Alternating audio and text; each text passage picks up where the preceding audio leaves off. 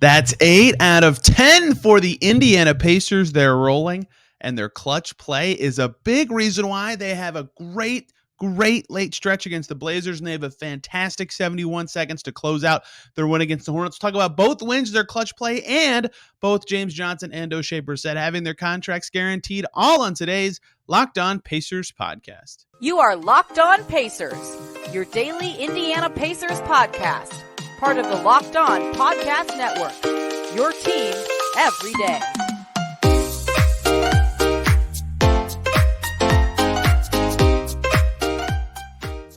Welcome in to another edition of the Locked On Pacers podcast, where we, of course, talk about the Indiana Pacers. As always, my name's Tony East. I cover the team for Forbes and SI, and today we're talking about the red-hot Indiana Pacers. Obviously, two great wins for the Pacers this weekend, taking down the Portland Trail Blazers in what I consider their best defensive performance of the season. Then 2 nights later, following it up with a back-and-forth, up-and-down game against the Hornets, in which the Pacers played a perfect, basically, final 71 seconds to get a clutch win. We'll talk about their clutch play this weekend as well in the second segment and close out with an update on their cap status and team status after Oshae Brissett and James Johnson have their contracts become guaranteed this weekend.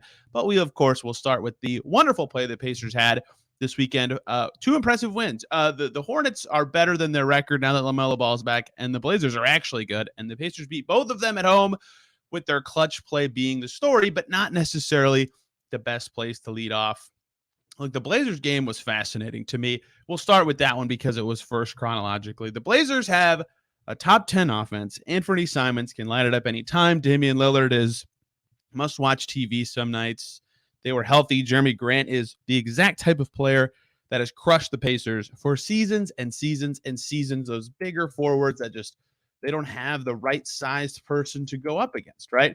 You know, we've seen this story a million times. The Pacers held them to 99 points. And the other teams that the Pacers have held under 100 this season would be Houston and Miami twice. 2 teams that are below or in the bottom 5 of offensive rating. The Blazers are top 10. So to me, this was the Pacers' best defensive performance of the season. They did a fantastic job slowing down Lillard with some traps, getting the ball out of his hands. He finished with 19 points. Anthony Simons had 20. It took him 41 minutes to get there. That was their best defensive game of the season. And it was met with a balanced offensive attack. And it was interesting because their leading scorer under 20. That's the 6th time that's happened this season. And they still won. They've only won twice when their leading scorer was under 20 this season. The other time being that Houston game where they held the Rockets under 100. They hit 7 threes. They hit 28% of their threes. Both of those numbers are their lowest in a win all season, right? That was a very unusual Pacers win against the Blazers. They got it done with defense and, of course, clutch play. And the lead in my story for this game, which I was writing during the game, was going to be that late in quarters in this game, the Pacers were doing a terrible job. The first quarter, Pacers were up 22-21 with 2:42 to go. And then they give up an 8-4 run, and they're down 3 at the end of the first quarter. With 3:46 to go in the second quarter against the Blazers, the Pacers were up 49-38. They're up 11. They were down at halftime, right? They blew that 11-point lead in under 4 minutes. With 2:49 to go in the third quarter, the Pacers were up by 8. They were down after 3. They were trailing after every quarter because they could not hang on to a lead. And then in the fourth quarter, it was a similar story. 99-99, 3:05 to go, right? I thought, well, you know, the Blazers have brought in their starters or brought in the right lineup to close every quarter. Who's to say they won't do it again? Except the Pacers figured it out, and that's what we'll talk about. Something they did against the Hornets, something they've done all season in the clutch. They figured it out. They defend perfectly. The Pacers did not allow the Blazers to make a shot for the final 7 minutes and 32 seconds. They gave up just 4 points in that stretch, all free throws. They figured it out defensively. They scored just enough offensively, and it was a really impressive win. And that was, to me now, looking back on it, looking at the numbers, looking at how they did everything, that was their best defensive game of the season, holding the Blazers to 99. Portland shot 40% from the field, 27% from deep, 18 turnovers, right? That was the Pacers' best defensive performance of the season. They did a great job slowing down the Blazers. And in the fourth quarter, with the game on the line, they defended, obviously, very well. And at 99-99, they got enough offensively between Nesmith doing stuff, Halliburton doing stuff, Hield doing stuff, everybody stepping up. It was an impressive win. Then they followed up, right? They're playing well.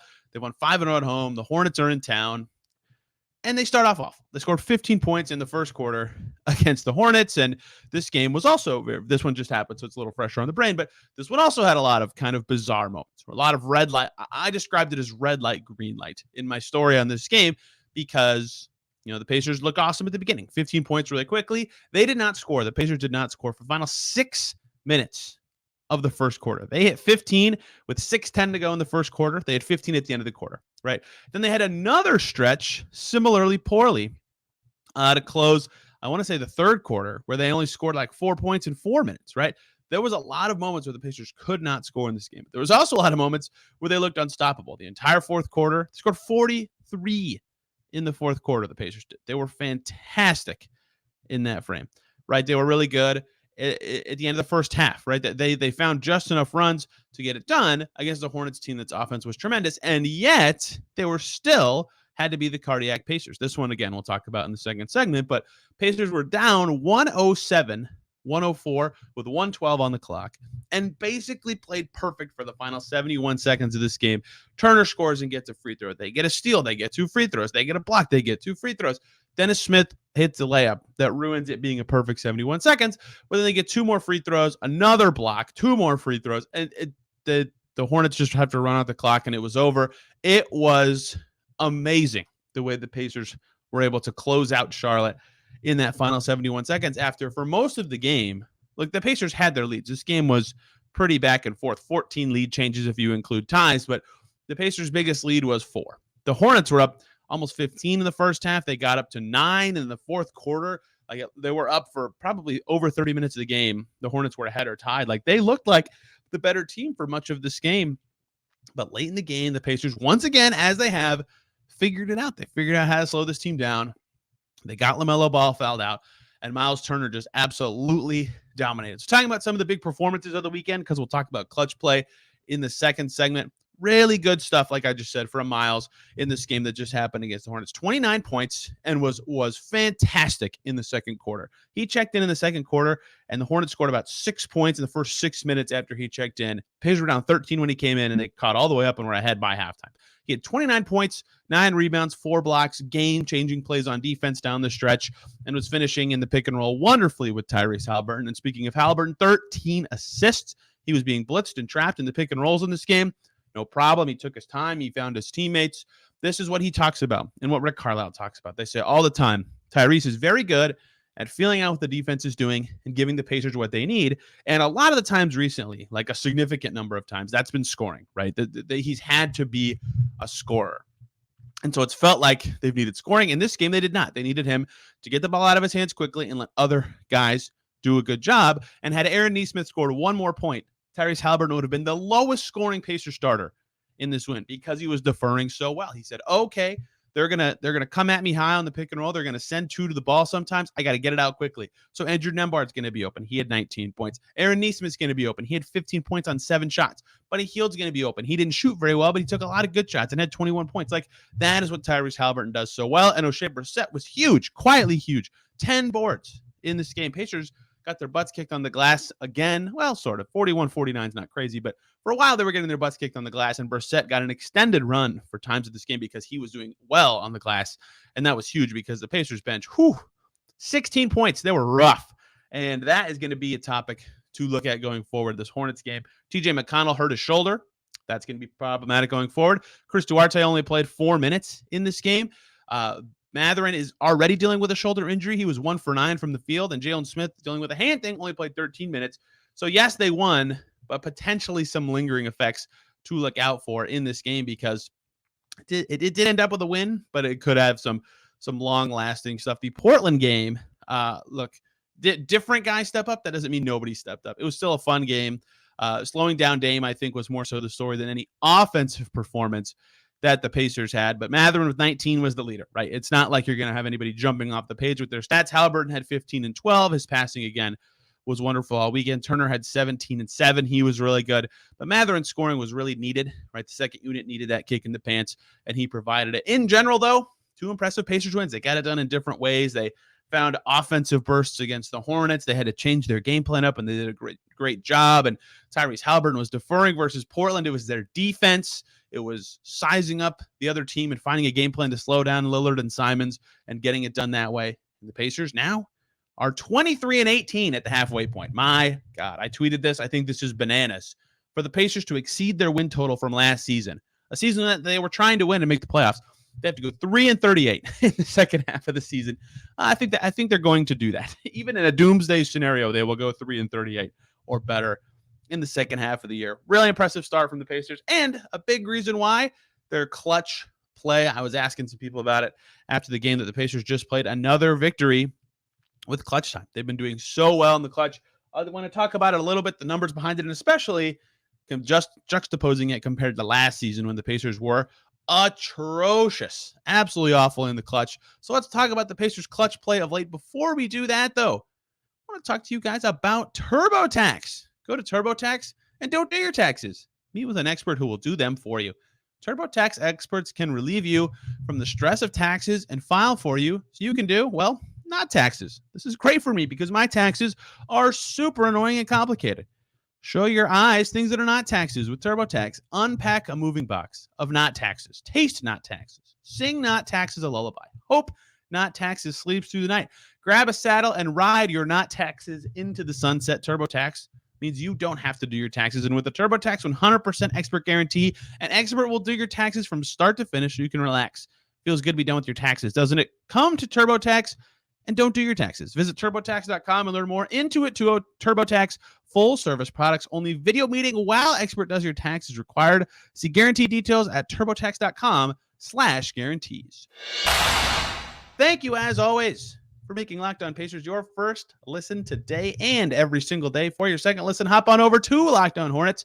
Here with those guys, Walker Mel and Doug Branson, have to say about Charlotte playing well, but not quite well enough in Indy to follow up on their brilliant win over the Bucks on Friday. Those guys have been doing a fantastic job covering a fun Charlotte team that just can't quite get some wins.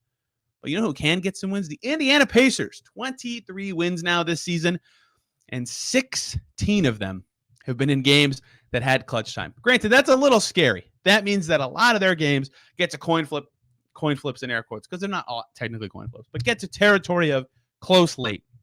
The Pacers done a fantastic job in those instances, especially recently, right? I just talked about it a little bit, but what they did to Portland was unbelievable. I mean, they defended so well for the final 5 minutes of that game. Portland didn't hit a shot, did not hit a single shot down the stretch of that game. They were awesome. And the final 71 seconds today was what I said this, I kind of outlined the first segment, maybe perfect basketball, or as close to perfect basketball as you can play in a situation like that when you're losing, right? It was 107-104 Hornets. And then Tyrese Halliburton and Miles Turner on a pick and roll, something they've done so well all night. Halliburton does a little look away pass and gets it to Turner, who draws an and one, and he scores. And he hits the free throw. Game's tied. Buddy Hield, hero play, blocks LaMelo Ball, fights for the loose ball, draws a foul on Ball. That fouls LaMelo Ball out of the game. That was the sixth foul. Buddy Hield hits a free throw. Pacers are ahead. They never gave it back. On the other end, Halliburton tips the ball away. Guess who's there? Aaron Nesmith grabs a steal. Aaron Nesmith hits 2 free throws. Pacers go up 3. Dennis Smith ruins the actual perfect nature of it, although it was still basically perfect. By hitting a layup, they get it back in. Nesmith hits 2 more foul shots. And then Miles Turner blocks Mason Plumlee to holy hell. The block of the night. I mean, it was amazing that Turner reached this ball. Nesmith once again Halliburton hits foul shots on the other end. They outscored them 12-4 in 71 seconds. And it was just as good as an ending you can have. As a team, they scored every possession. They only allowed a bucket on one meaningful possession down the stretch, 116-111. They get done. Everybody on the court did an awesome job in that stretch. And that is an encapsulation of something I want to talk about, which is the Pacers' clutch play this year. And it is jarring looking at it compared to last year, which I think I started thinking about today for a couple reasons. One being, if you'll recall it, travel back to 2022 with me for a moment. The Hornets were in Indianapolis in January. They scored 158, franchise record, on the Pacers in Gainbridge, right? And that was like, I don't know what you want to call it, but like a moment where the Pacers were like, all right, this is over. Like, this era is done. And now we're here where they're winning a clutch game, whereas last year they couldn't do it. And so I was thinking about last year a little more than normal during this game. And the funny thing that stands out is, I'm going to throw a stat at you here. This season, the Pacers have played, like I said earlier, 26 games.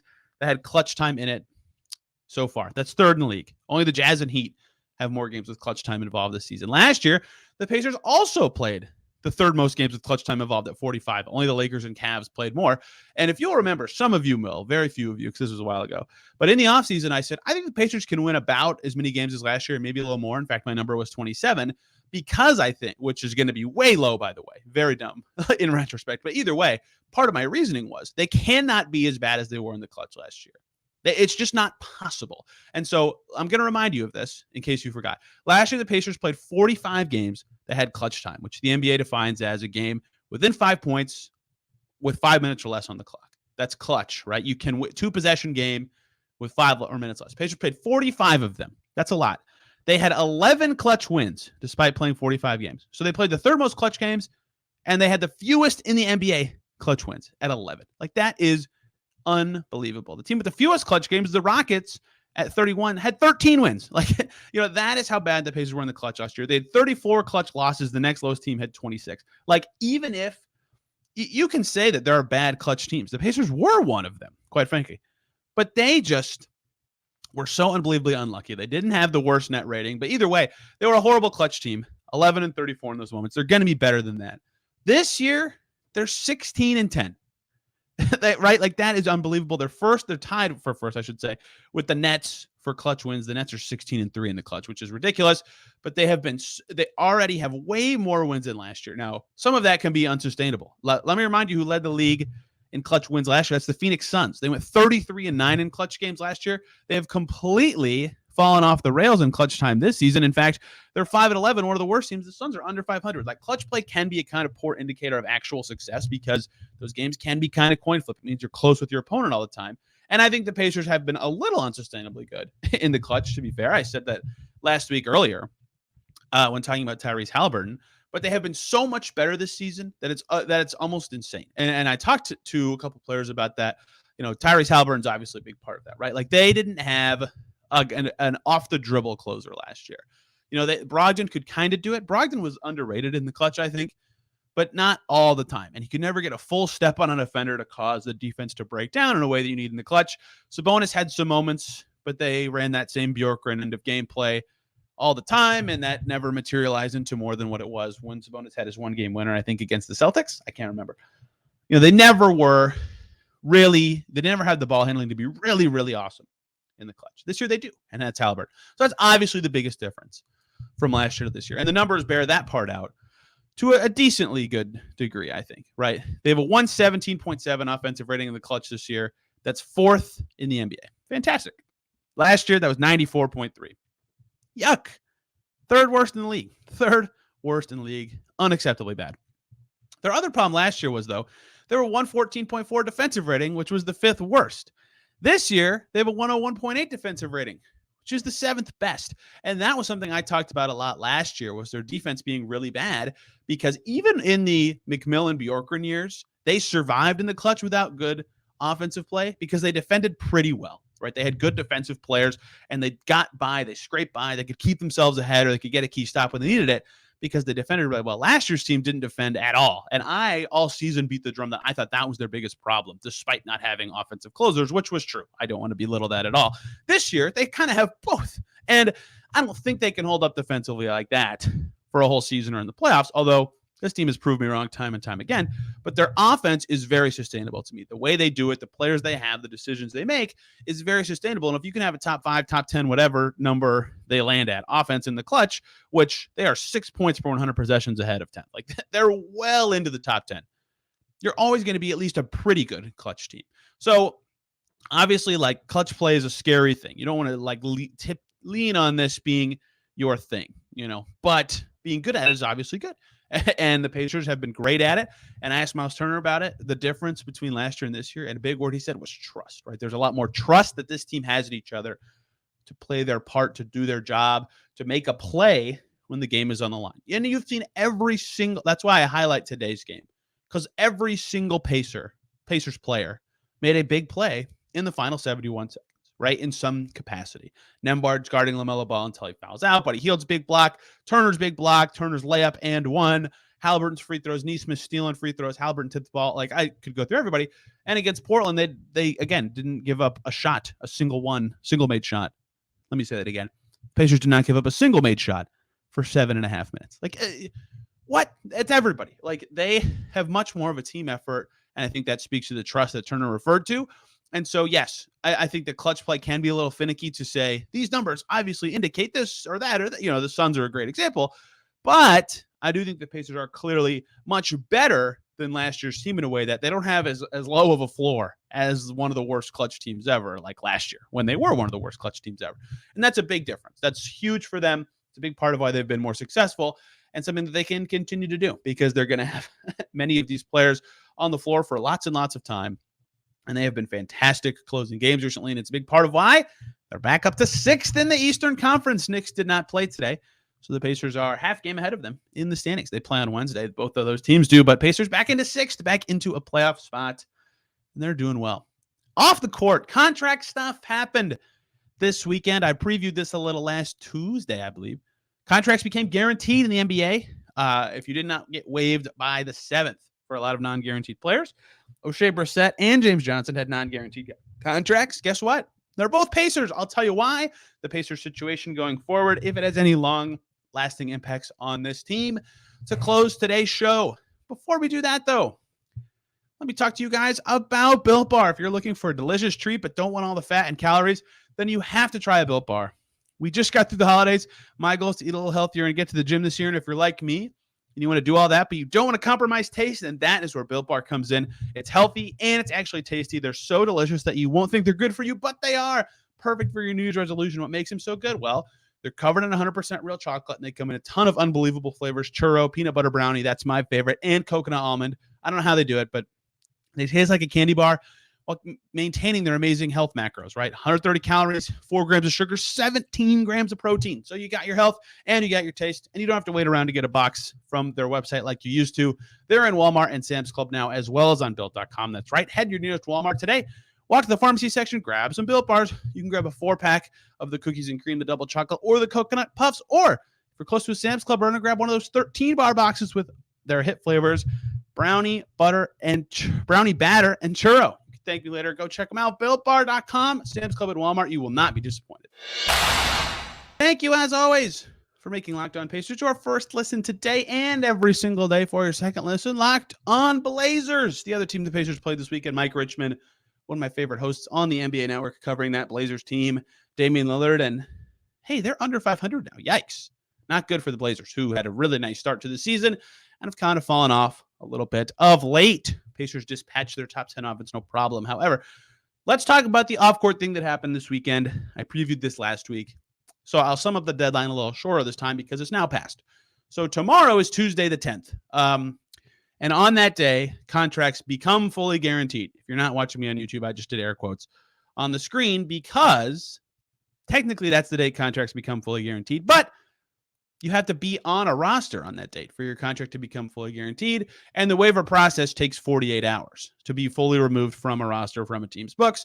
Because it takes 48 hours, you have to be off a team's books by that date for your contract not to become guaranteed. So technically, that was the date. But in actuality, NBA teams that wanted to get off of some money, free up a roster spot, or get under some sort of spending line that they have a goal set for, they had to decide to waive players. There's a lot of reasons that teams could have done it.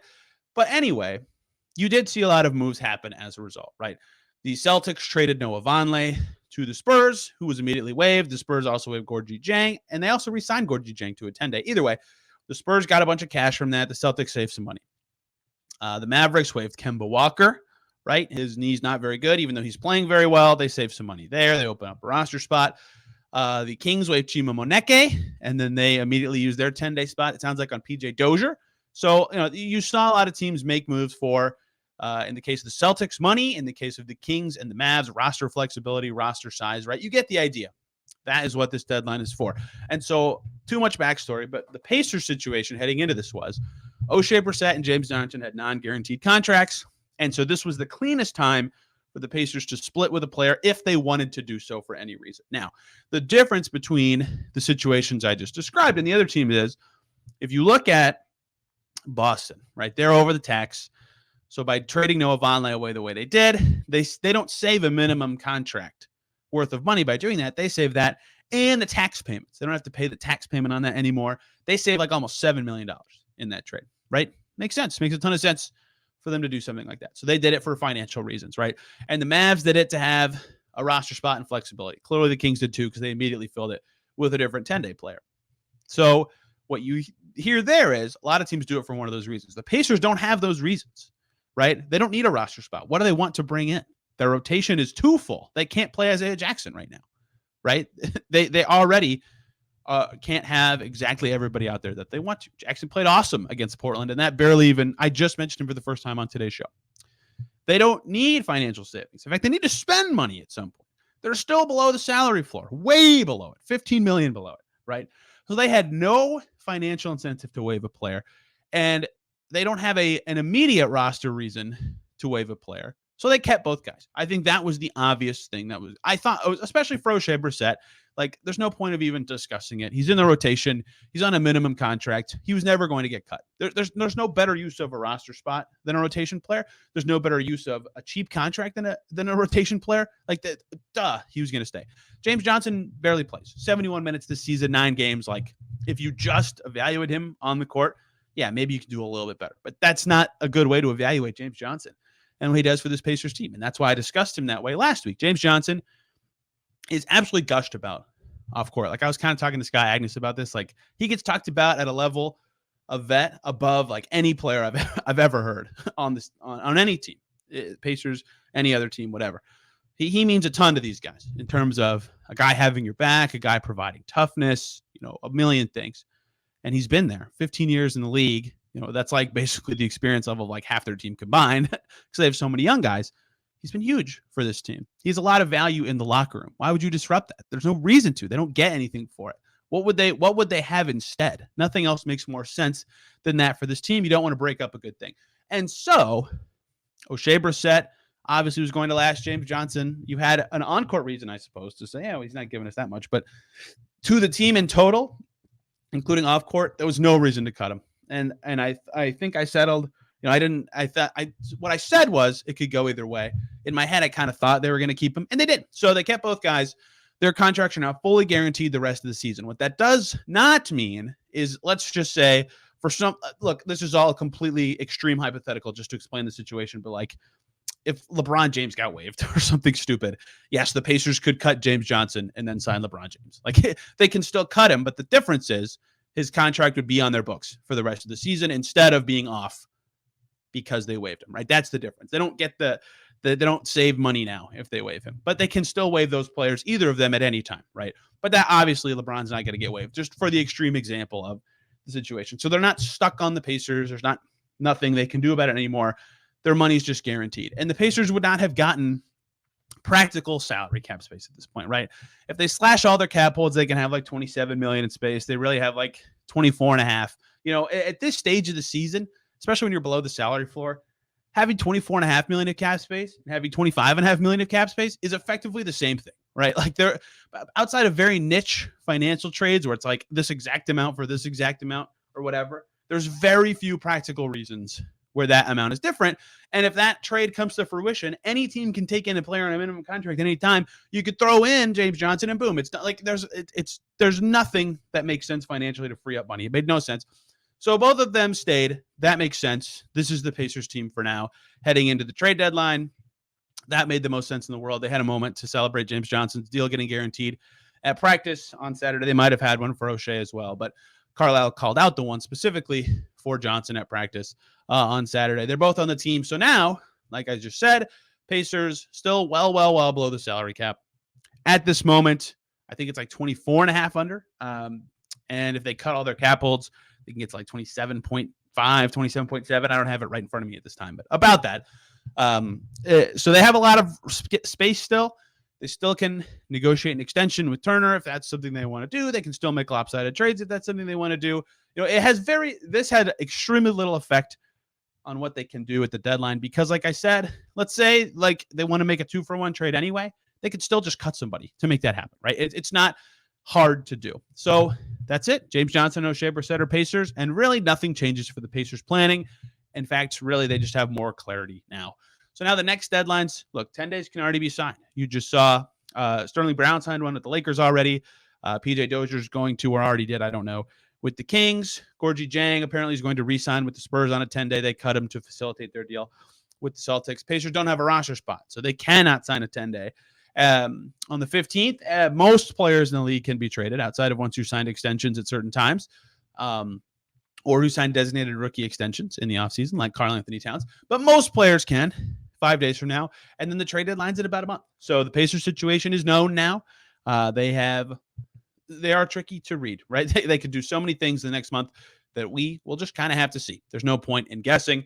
That's their situation now with those guys' contracts guaranteed, still well below the cap and well below the salary floor. There was a small report from Mark Stein on a Turner rebuffing an extension. It didn't say that it was a final extension or a max extension, so it's hard for me to read into what that really means or what the next steps are in that process. If I think it's meriting a segment, I'll talk about it later in the week, or if you guys want me to talk about it, I can. But I don't have any read on that for now. I haven't talked to enough people about that to really dive into that beyond what I said after Shams Charania's original report about Turner and contract extension. So tomorrow, Dustin Dopirak, first appearance on Locked On Pacers. New Indy Star beat writer is going to join me. We're going to talk about the Indiana Pacers at the halfway point. I cannot believe this season is halfway over. We'll talk about how they've played, what to expect in the second half, all sorts of stuff with this team as they're rolling.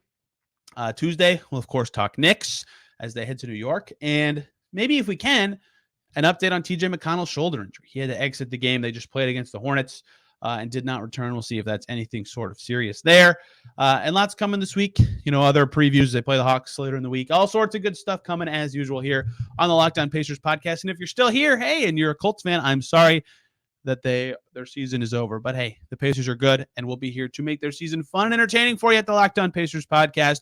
Thank you all so much for listening. Have a great rest of your day. We will see you tomorrow.